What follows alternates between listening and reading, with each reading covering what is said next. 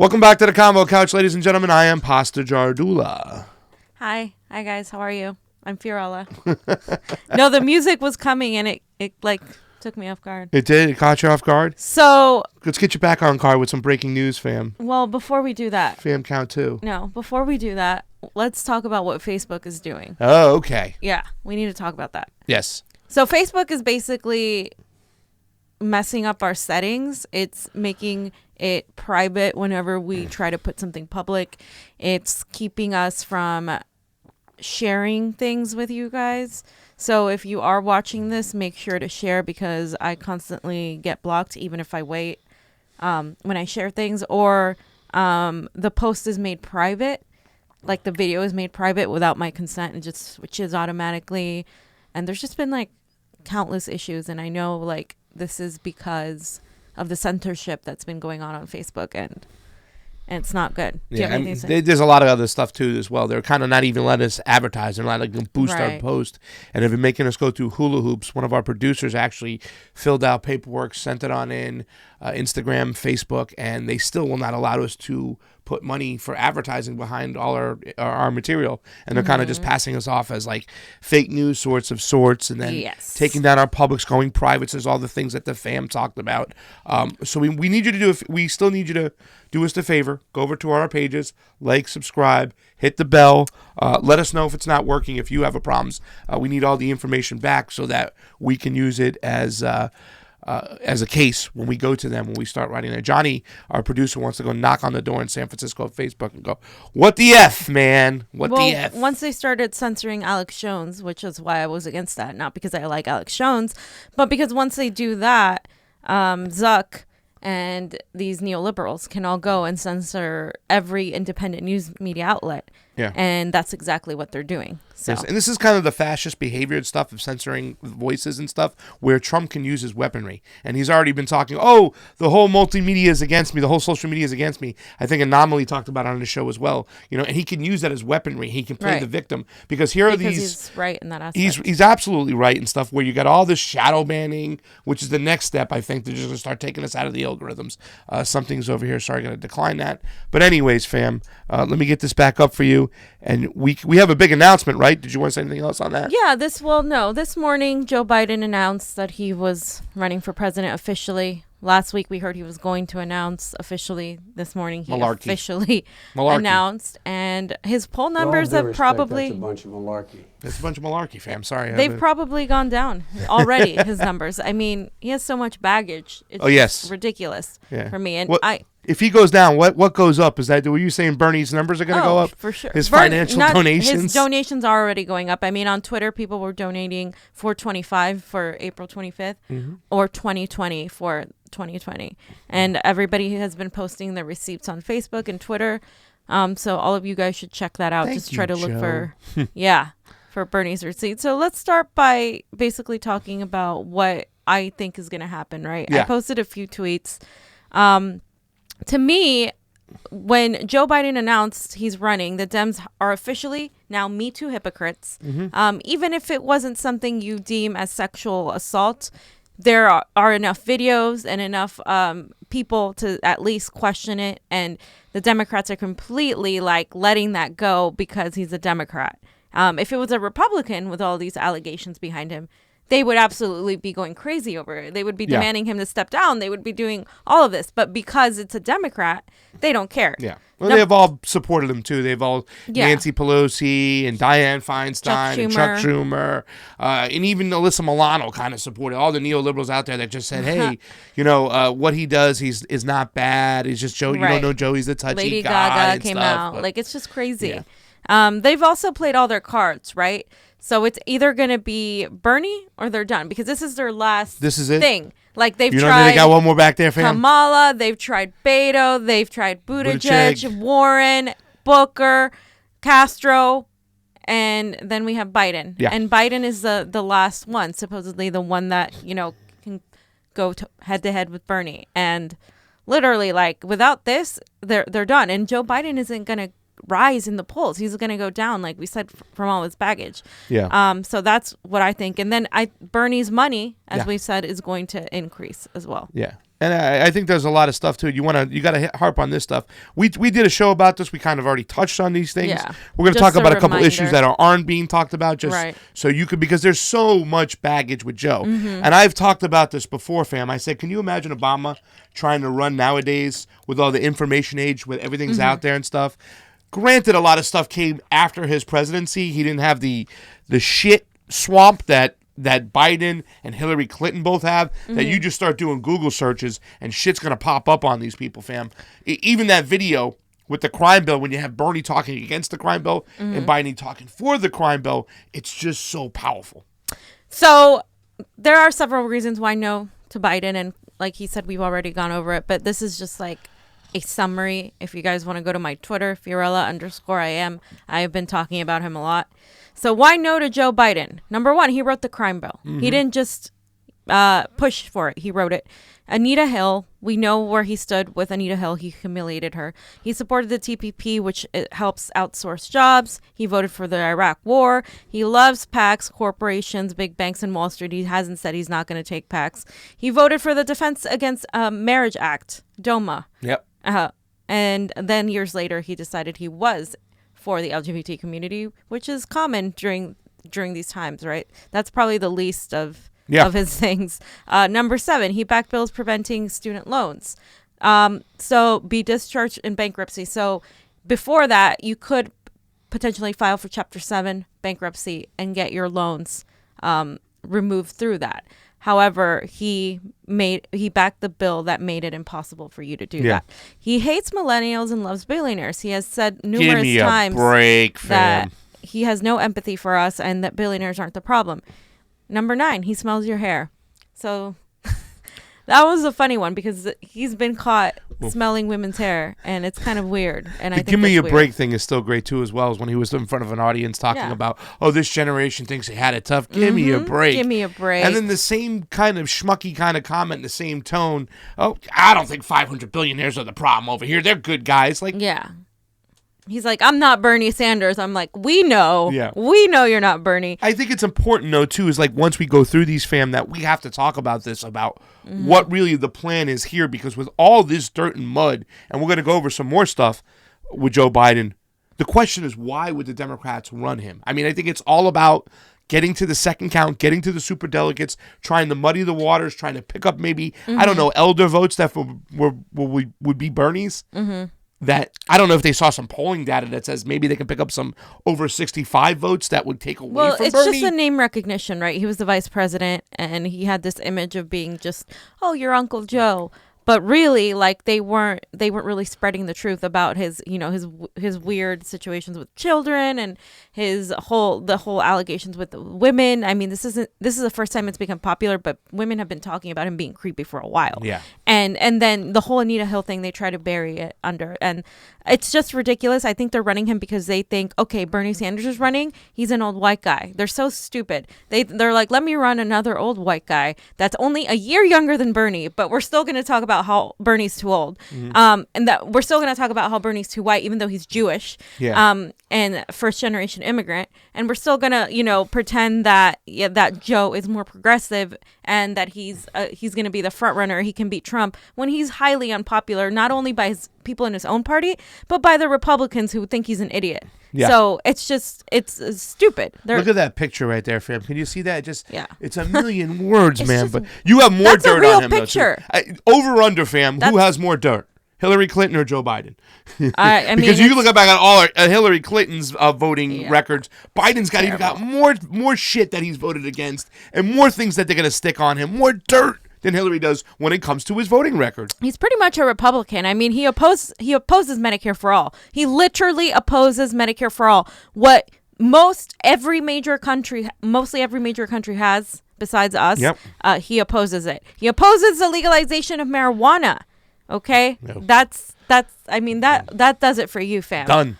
That's it. Not even looking at him. not. No. I gotta hit up DC 420 and his girl because they were like talked about Joe. Oh, Joe, hell no. When it comes to marijuana, he actually applauded a pro marijuana for medication at an opioid convention the other day, talking about problems for opioids.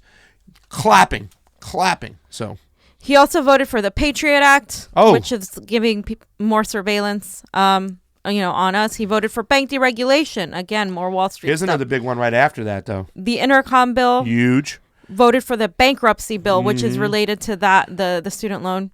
He voted for the war on drugs, which makes sense because he's against cannabis legalization. By the way, there are he's pretty popular with people of color. First, number one. Bernie's second now because he's running, but you'll see how that number starts decreasing because when all of it gets out of how he's literally wrote the crime bill and the effects that we're still living today because of the crime bill and the war on drugs. People of color need to come out and actually speak out against him because he's been detrimental, just like Kamala Harris. He also voted for NAFTA, China Trade TPP, and he supports the warrantless wiretaps, which is, again, a violation of our For privacy. Trump, he even voted for that bill, too, as well. He supported that. And you talk about NAFTA, China. And it's kind of interesting, fam, when you see both sides of the decriminalization for marijuana and as well as he, right here, the war on drugs. So the war on drugs, a lot of money spent on militarization, on guns, on weapons, on police force. On jailing people. So both sides of the coin, he has his buddies making money. No to decriminalization marijuana or legalizing cannabis, and yes to the war on drugs. So he's getting money from both ends, fam. Go ahead. Exactly. And today, well, you yesterday, have to point this out. Yeah, so Biden is set to have a fundraiser. Actually, he's having the fundraiser as we speak because it was at 5:30 Eastern time. With David Cohen. With David Cohen. So David Cohen is the Comcast, what is it? The Comcast. Yeah, he's on the board of Comcast. He's a lobbyist for Comcast. He's a millionaire. Yeah. And these are all the people that we're going to show there for Biden for president. And they released this actually before. They released this a few days ago, actually. So that's how we knew he was going to announce and stuff because he was already putting his money bag grabbing, his bundling in place, and it included meeting with the lobbyists from Comcast and also Blue Cross Blue Shield, fam. Oh. So you know he's not for Medicare for all. No, there's no way. There's no way he's Medicare for all. And he might say he is, and he might eventually say, oh, I'm for marijuana. But, we know he's definitely not. Yeah. So there's a lot more to Joe Biden, though, isn't there? There is. Well, I always wanted to ask the question, is what's Joe really about? Because, I often make those kind of comparisons that say, can you imagine Obama running nowadays with all the stuff that's on him? Because the information age, everything is out there. So you can find really what Joe is about. But more importantly, what was his campaign be about? So Truthdig had an article, and there's multiple articles out there right now. And this is a great article, and I put up a few things from it. It says right off the bat, Joe Biden is a fraud, plain and simple. Plain and simple. So let's go to the first sentence. It says, let's be blunt.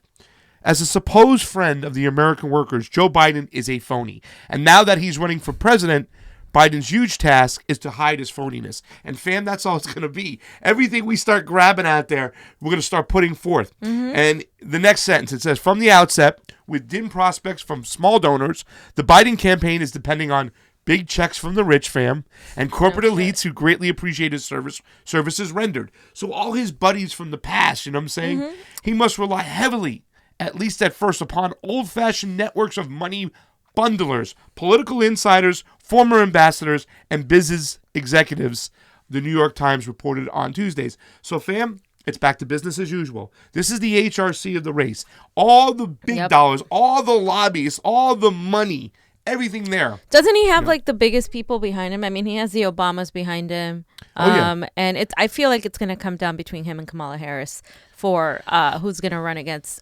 Bernie. Well, And I just think everybody else is there to siphon votes. Elizabeth Warren is there to siphon votes. We'll talk about her at another time because I have my opinions on her and why she's being used. And then Biden or Kamala have the biggest chance, I think, in my opinion, because Kamala has the identity politics and the whole, I fight for, people of color bullshit, which is entirely a lie. Oh. And then Biden has the whole, I'm Uncle Joe, I'm likable, vote for me, blah, blah, blah. I'm a meme, basically. Vote for me, but none of that works. So that's it. And they have no one else. So I think it's going to come down to both of them. Well, we're going to have to talk about this some more, too, as well. Because, we could talk about the voting. The voting just makes him unpopular. The voting isn't illegal. You can talk about the Me Too stuff with the smelling of the hair. Yeah. Obviously, some of the Democrats have already put their feet in the ground and saying, hey, no, what Joe was doing was just kind of being over-friendly. He has to learn how to behave, but it's nothing criminal. It's not going to help him.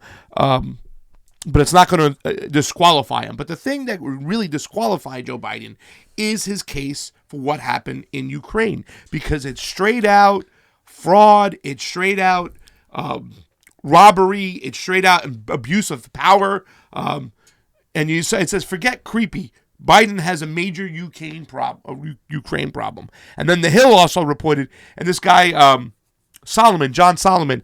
Now, you might not have saw a lot of this stuff, fam, on MSNBC and CNN. They kind of glossed over it because obviously, that's the establishment network.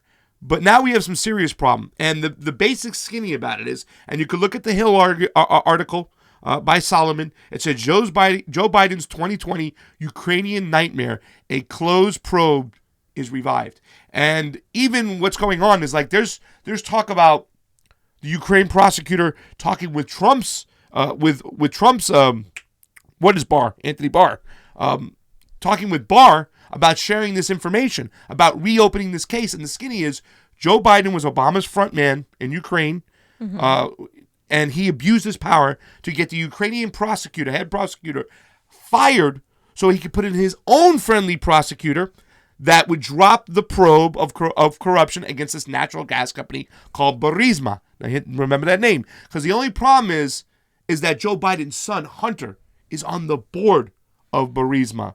Okay? So once they were free of conviction and Joe Biden was on camera, he just recently bragged about it again. He threatened not to give Ukraine, remember the side he backed in their coup. He threatened to not give Ukraine the billions of dollars in aid if they didn't fire this prosecutor right there. And then he was fired 6 hours later, and they took the case, the probe, and they shipped it to another division. And then after that, the money came going. And if you don't know who Hunter Biden is, Hunter Biden served in the Navy for 1 month because he got popped doing cocaine. They signed all these waivers. He was over the age of 40, got it to go in as an ensign, as an officer. His daddy paved the way, and then he did cocaine, and they threw him out of the Navy. The Navy. Now, it shows U.S. bank records show Hunter Biden's American-based firm, Rosemont Seneca Partners, LLC, received regular transfers into accounts, usually more than $166,000 a month from Burisma from the spring of 2014 to the fall of 2015, during the period when Vice President Joe Biden was the main official dealing with Ukraine in its tense relations with Russia. So here goes Joe Biden abusing his power.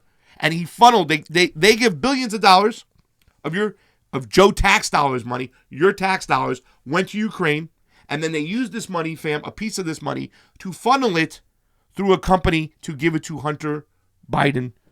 And let's not also forget that Joe Biden is a self-proclaimed Zionist on top of all this stuff. But we'll get to that after.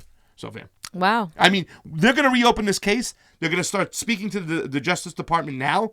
So this is something that could sack Joe Biden quickly, and get him out of this race. I don't think so, because nobody pays attention to foreign policy, and this is going to go over a lot of people's heads, and they're going to make sure of it. I don't think this is just going to take him out. I think this is horrible, and I think this is disgusting, and it just shows like how he can get away with it because people are so ignorant about foreign policy. Nobody knows anything. Nobody knows where Ukraine is, and they're so busy pushing the Russiagate narrative. Now, all of these Sally Albright bots are on Twitter saying, well, Putin propped up Bernie Sanders and blah, blah, blah. And they were all working together with Russia, to elect Trump. And it's like, where are these people getting this information? Their imagination? Because it's all entirely... It's entirely false. Yeah. But when something like this comes out with numbers and data and facts and proof, they're like, oh, no, well, yeah. They pretend they don't know about it. They're going to blow it off. It was the same thing the way that Joanne Reed would blow off the whole the Russia relationship with Hillary Clinton and Obama. It's like, oh, that was nothing. What are you talking about? The uranium thing? That's not uranium that can be used. Blah blah blah. But it's a different story, and they have hard numbers. Now we have to consider this, fam. Donald Trump is going to be seeking some retaliation for Paul Manafort. They went into these numbers over here in Ukraine and were able to, and this is the Democrats using, because once again, Biden and all these people were able to get all that information from Ukraine, use it against Manafort, and throw him in federal prison. So Donald Trump is going to be looking for something. Now the question is he going to wait and hopefully hope that Joe wins the primary so that when he's facing Joe, he can just release all this fucking information and put it all over there? Or are we going to get this out now early and keep talking about this to try and disqualify Joe Biden as much as possible? He does have to keep falling in the polls, fam. This is corruption. And we got him right here. They talked about this several years ago. The mainstream media brushed it off because they shipped this probe off to another department and just buried it. But now things are changing in the Ukraine. We have a comedian who won because the U.S. backed, pan-picked fucking leaders lost an election to a comedian who never had any experience, and he got 70% of the vote. Because jack-off comedians like our fellow Jimmy know a lot more than some of these idiot politicians are in power. Yeah, that's pretty much what it comes down to. Oh, we got it. We got to show the. Remember, Joe Biden too is a Zionist, self-proclaimed. Check this out. Make sure it's loud. If I were a Jew, I'd be a Zionist. I am a Zionist. You don't have to be a Jew to be a Zionist. That was on Shalom TV. Israeli, whether he was pandering or not, he just called himself a Zionist. So you know he's right in the pocket of Israel. And we don't need another president that's going to be Israel's bitch. Yeah. We just don't. So, but on your point about how, this is damaging to Joe, I still think people are so the American people are suffering. The economic issues are dire. I think if we focus too on the fact that this rich, corrupt person is doing all of this abroad, but yes, he's also not supporting policy that's going to help working people, I think that's where Joe will eventually lose because, of his comments about saying billionaires aren't the problem and his comments dismissing millennials. We're not going to vote for him. I'm not going to vote for him. Most people my age I know aren't going to vote for him.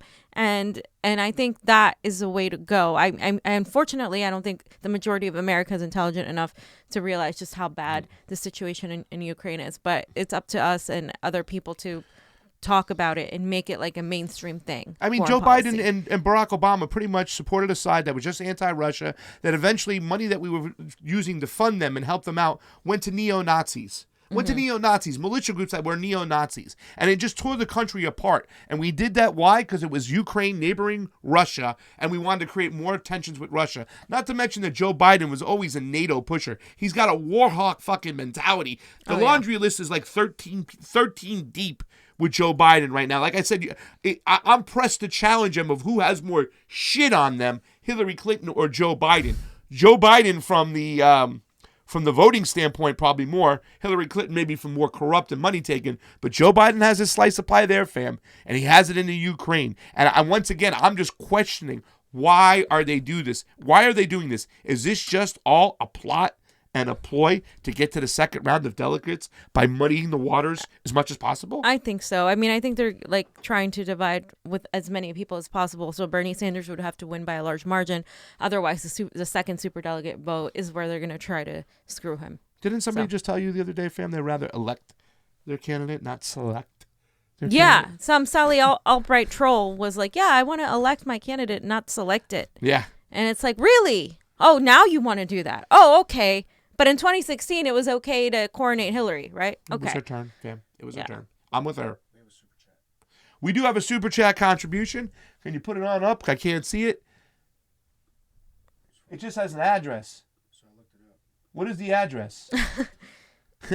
Johnny, where's your microphone? Weird. Johnny said that we have a super chat. It has an address, and John looked it up. Corporation Trust Center. What? Whoa. Somebody's sending us some stuff on the live stream. Who sent it to us? A corporation. We don't take super PACs. We don't take corporate money. Okay. So what does the address say? What is it? Just a... It's weird. Corporation Trust Center. All right. Well, we'll have to take a look into that. Delaware Corporation. Wait, if it's a Delaware Corporation. Delaware. Where's Joe Biden at?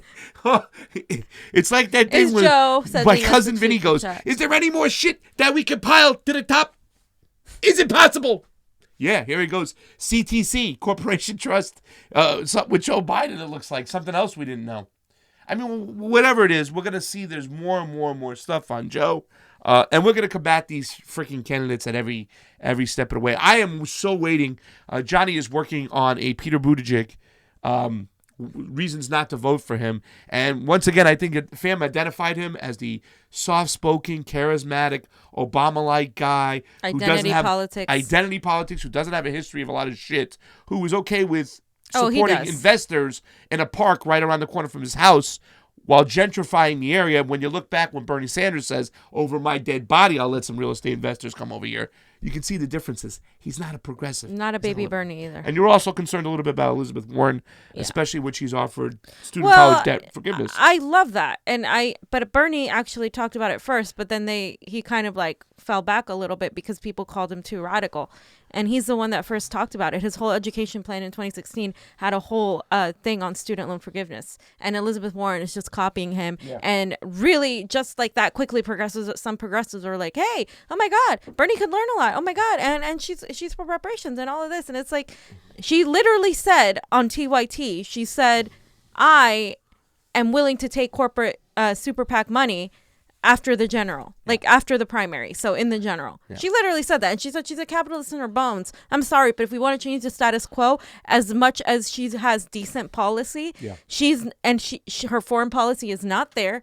She is definitely pro-war. And capitalism isn't going to take us anywhere. The capitalism, the way it is right now, as a late stage capitalism oligarchy, we have to change the status quo in order to see any change. If we pick someone that's part of it, it's really not going to elicit the change we need.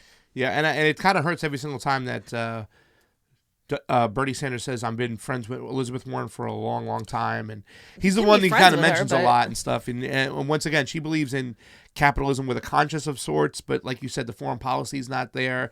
And the fact is... she believes in capitalism, period. I mean, she was a Republican. She wants to have more protections, but it's still capitalism. Yeah, it is still cap. And it's almost there's no FDR type of it in her.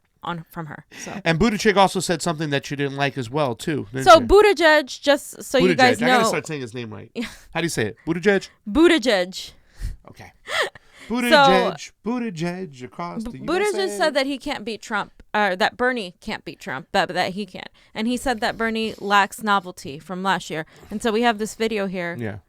If you want to show it. It's also Obama's ex-campaign manager said that Bernie couldn't beat Trump, too, as well. So don't think that presidential candidate Pete Buttigieg said he doubts fellow hopeful Senator Bernie Sanders can beat President Trump in a general election. Quote, I have a hard time seeing the coalition ultimately coming together there, the South Bend, Indiana mayor told the New York Times. Buttigieg also said that in 2016, voters wanted to, quote, blow up the system, adding that this mentality, quote, could lead you to somebody like Bernie, and that it could lead you to somebody like Trump. That's how we got where we are. Buttigieg added at the time, quote, people were refreshed by the novelty of the boldness of Sanders' ideas, but that they are now less exciting. Fam, they're less exciting. Me being able to pay my bills. Yeah, and it's about your excitement, right? It's not about the economic hardships that people are facing. It's about how exciting it is. That's what irritates me about this man. All he talks about is we're gonna lead with our freedom and with our fucking platitudes and salad, and it's disgusting because people are actually suffering, people are actually dying, and you're willing to talk about platitudes because you don't really care, and you're a gentrifier and you've been one since you were mayor, and it's that kind of talk that isn't going to get us anywhere. It's not going to help people. But if the mainstream media want to buy it, okay, that's fine. But we're going to see how much people are suffering by looking at their votes and who do they decide to vote for or not vote for. Mm-hmm. So I just want to say a little love, so send some love out to some people on the Convo Couch YouTube. Carrie Mark, Jim Lockett, Zach Prudian, I don't know how you say that name. Thank you, Zach. Prudian. Thank you very much out there. And everybody on the MCSE network who obviously just came over and joined us now that Jimmy Dore's done. Thank you. If you can go over, we were like, Jimmy. If you go over to the Convo Couch YouTube and help us out, like, share, subscribe, the whole 9 yards, we would really appreciate it. And for all of you there who are on the Facebook, on Fiorella's, if you can do the same thing for No, the. You do the same thing for the Facebook Convo Couch. We have all those pages. We also have an Instagram. We have a Twitter. And if you haven't followed Fee on Twitter, you don't know what you're missing. I wake up to just savage tweets because Twitter's a lot more savage, and she has some great stuff. So please go over there. I'm at Yo Pasta. She's at Fiorella_IM. So I am a Russian bot. I am a Russian bot. Okay, that's what I am. Thank you. But in all of this, I just want to reiterate the fact that Bernie Sanders is the front runner, and the establishment seems still focused on smearing Tulsi. They did the whole what was it? The she something like. The Women's March was the last thing I thought. No, it was the She's All of Us or what. There was a thing yesterday where Bernie attended, and it was a bunch of like centrists, right? And these people were pretty much set there to provoke him and make him look like, again, a sexist white man. And they also smeared Tulsi, saying, "Oh, what has she talked about? When has she talked about women of color?" First of all, just so all of us understand. Poverty is sexist. So if all of your focus is going to be on wearing pussy hats and on wearing a shirt that says, "Oh, I'm a feminist," and you're not really going to care about the economics of it, you're not going to change anything for women. Women are affected more by not having health insurance. Women are affected more by being poor, by not having access to education. Women make less than men, okay? And that's going to be exponentially higher when you don't have access to all of these things you should have access to. So if you're just solely a latte feminist and you don't focus on intersectionality with economics, you really are just full of nothing. And a lot of these women from the Women's March literally are exactly that. And they like smeared Tulsi, smeared Bernie Sanders, acting like they don't care about women of color, people of color, when the policies that they're pushing, anti-war, anti-regime change, Medicare for all, education for all are going to not just help everybody, but especially women, because women already suffer more. And that's the point that these people don't get. They think that you have to just say certain things and little slogans, and that makes you a feminist. What makes you a feminist is actually focusing on the policy and how to actually legislatively help women. And it's one of the things that pisses me off about them. What she said. I love how you don't open your mouth when it comes to this kind of thing. Well, and no, that's sad. You said it's the sad. thing. It's economics. You know what I'm saying? It really is, at the end of the day, is a big thing. And everything you said there was so true that I didn't have to say anything. You pretty much covered it all, and you covered it all so beautifully, because I would always say, when it comes to LGBT rights, yeah, it's cool to go and support LGBT rights, but, a gay couple still needs money to buy, food, to pay for their bills and whatnot. So no matter what we talk about, whether it be racial justice or prison reform, but we must have economic justice. Yeah. I mean, along with it. Exactly. Unless we scratch it and go totally Fiorella and go socialist to the bone, communism to the bone, okay, that's the thing. But if we live in a capitalist system, it doesn't make a difference. All these other justices don't mean anything without economic justice, because economic justice just isn't dollar cents. It's about resources. Right. It's about getting resources and sharing the resources with everybody on this planet. And guess what? The uber rich are not sharing those resources. They've grabbed a hold of all those resources, and they're keeping it from us, and they're making us fight over our differences. And that's something we cannot do. That's why we have to come together. And that's why you have the Stacey Dashes and the Nina Tandons and the Kamala Harrises, because they have more in common. They have more in common with white wealthy people than with working class people of color, and that's the bottom truth. And if you can't differentiate between that, then there's a problem. That's how they get you. They get you with the emotions of it. So Bernie Sanders is a front runner, just so you guys know. And he also, CNN said that he's the number one in their new rankings. Of course, they're probably gonna change it up. They're probably gonna make Biden the number one again. But I highly, highly doubt that they're going to be able to do that for long, because his numbers are going to go down. And this is some good stuff you have right here. Because on people Reddit, always say, the money they have, they don't factor in the debt, fam. Right. They don't factor in what they owe. So please go ahead I'm and show going this. to kind of let you guys read it. But basically on Reddit, there was this post how this guy looked at the DNC, the DSCC, and the D-Trip and the FEC reports ending March 31st, 2019. And then he looked at Bernie's campaign account. So when you factor all the debt owned Bernie currently has more money than the DNC, the DSCC, and the DCCC combined. It's just kind of funny. And you can read through that here. This is what they have. The DNC has. That's what the DTRIP has. And the DSCC and the DTRIP. And then when you do the math, it comes out to this is the debt owed. And Bernie has more money in the end. Let me scroll back here. And some of these people, there's been a lot of transfers from PACs or party committees. Even with all of that, even with all the transfers from PACs and party committees and the money Nancy Pelosi gave $1 million to the D-Trip. Of course she gave them $1 billion to the D-Trip. Even with all of that, he still has $17,850 and $17,850,000. And owes zero debt. Yeah. So it's kind of funny because it's funny to me that the Democratic Socialist is being the most fiscally conservative. It's just interesting, right? Like the economic, the socialist has more money than the capitalist who like hoard money. They hoard money. But you remember back when Donna Brazile talked about how they were just buying Cadillacs, pink Cadillacs in Florida. And so Bernie Sanders right now is leading 30%. This is the latest poll. Pete Buttigieg actually went up to 15% and Joe Biden's 18%. So this is a chart. And then also David Serrata posted this about how Bernie Sanders is still in Michigan, Wisconsin, and Pennsylvania. These are pivotal states. How Bernie Sanders just pretty much beats Trump by a significant margin in all of them. And those are the states of the Rust Belt where he has a lot of power. He has a lot of support from actual votes, boots on the ground. His pictures are up on those walls in a lot of those unions. Bernie Sanders has always been a union guy. And don't be misled from when Hillary Clinton got a lot of the endorsements from the unions. Yes, because the heads of those unions make those decisions to endorse. All the people within the unions, like we say, in Michigan, in Pennsylvania, in these states, in Wisconsin, Bernie Sanders' picture is on their wall, and he will win the Rust Belt. Hillary Clinton had no chance to win it. Trump has no chance of winning this area as far as I'm concerned. Because even though this whole false narrative that the economy is doing good, bullshit. There's still a lot of workers who are suffering, and they're suffering in these areas. He has not been able to bring manufacturing back there like he said he would. He tried with his whole that's what the whole wars were. The trade war was China. He was going to try to make a move to get manufacturing come back into the Rust Belt and those areas where NAFTA killed these jobs. It didn't work.